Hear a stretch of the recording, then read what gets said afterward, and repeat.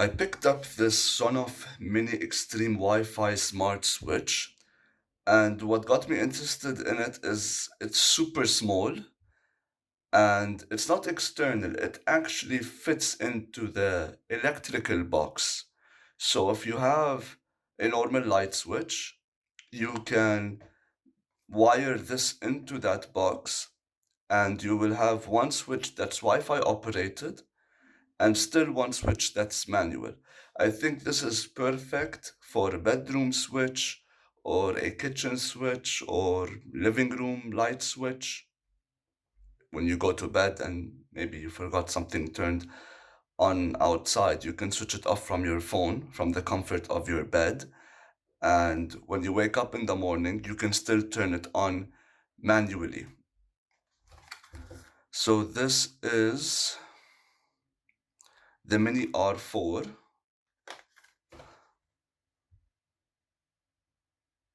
We can get some zoom.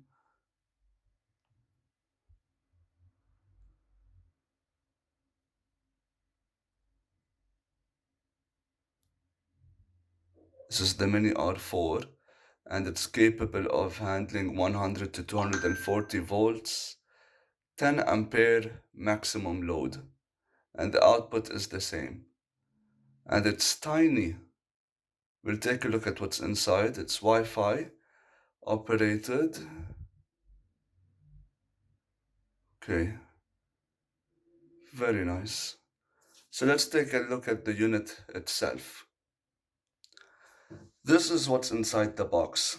I thought the switch was the same size as the box, but it's smaller than the box. You have this little piece of foam to protect the actual unit during transportation. This is amazing. You have the instruction manual. We'll take a look at that in a bit. So basically over here we have neutral, neutral, that's probably common, line in, line out, and switch 1 and 2.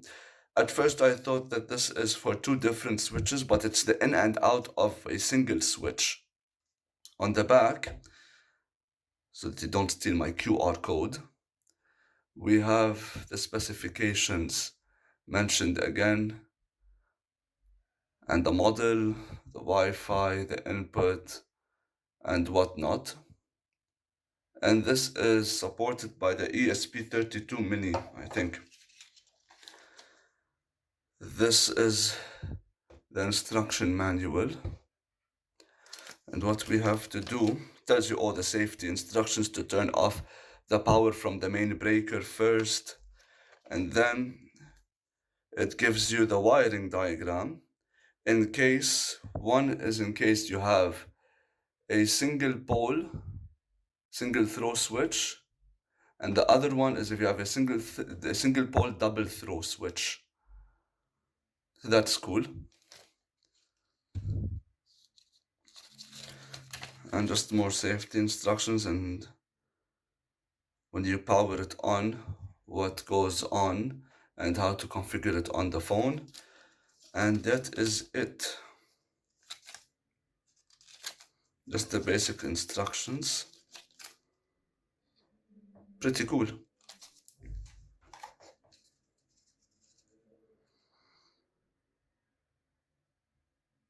Let's take a look at the inside of it really quick, just to get an idea of how miniaturized it is. So this is the inside, and it was very easy to remove the top cover because there are no screws. I don't think they have any more real estate to put in screws, so it was all nice little clips on the sides. That's the input. This is the module itself. It looks like we have the input and the output. We have a relay that's going to do the switching. And we have, which I assume is the ESP32 chip. And that's the small Wi-Fi antenna that will communicate with the phone. We have some nice test points, some capacitors and resistors, anything just to manage the power to this, because this will not take 220 volts. So it has to be taken down to about 5 volts to be able to control the output and trigger the, the relay. Let's put it back together, and I want to wire it to my bedroom switch. So that's my bedroom switch, and you can see it turns the light off and the light on. So let's take off the covers, but before we work with any power, we have to turn off the breakers. So let's do that very quickly. So the power is off, we have no more light. Let's take a look at what's going on inside.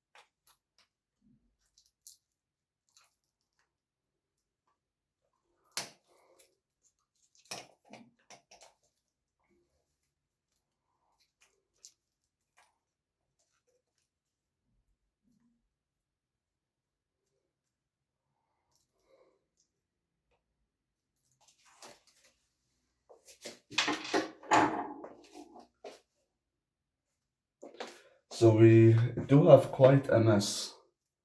What's going on? I'm not a fan of covering these with cheap old insulation tape. The hell? This is not even insulation tape, it's like masking tape. I'm not a fan of all this at all. This was connected to a separate light that was cancelled, and this is the light switch that we currently use. So let's clean things up a bit. Some of this one that holds the screw is also damaged. Yeah, we can make this a lot better. So I wanted to post the video to show you what the wiring is like inside that junction box. When the house was originally built, each bedroom had two lights, and so two wires for each light, and therefore two switches. So we would have a negative and a positive that would be combined with a switch to the light. And the same for the one that I'm working with. This is the one that we have installed. This is all insulated. So what you see in the video where we have three wires whose ends are insulated and one black wire where it's two black wires put together, this is what I was dealing with. I had the light switch that already exists that I was turning on and off, and at the same time I had a negative light wire goes to the light that is not existing anymore, and a positive wire. So between these two, there's 220 volts. So what I had to do was insulate these two so that they don't touch because they don't go anywhere, and use the negative as a common ground when I use the Sonoff Wi-Fi switch. See what's going on here? I'm not a fan of having two wires the same color. I don't know what is positive and what is negative. So this is apparently going to the light, and this is our live, and this is our neutral, because it's always turned off, and this is the live, and that's the light. So at least we got that out of the way, but I just want to mark it. I'm gonna get a Sharpie so that maybe I can mark this one with black to say that this is the live wire. That should be good. So after I cleaned out the box from all the dust and organized the wires, I worked to insulate everything correctly and add wire nuts to the ends of the unused wires. I also added a ferrule to secure the common and neutral before connecting the Sonoff Wi-Fi smart switch, and at the end everything was working just fine. So we've put everything together and I actually paired it on my phone right here. So the nice thing about it is I can turn on the room light. Room light is on. Turn off the headlamp. And I can turn it on and off from here to show me that it's off, show me that it's on. If it's on, I can turn it off. If it's off,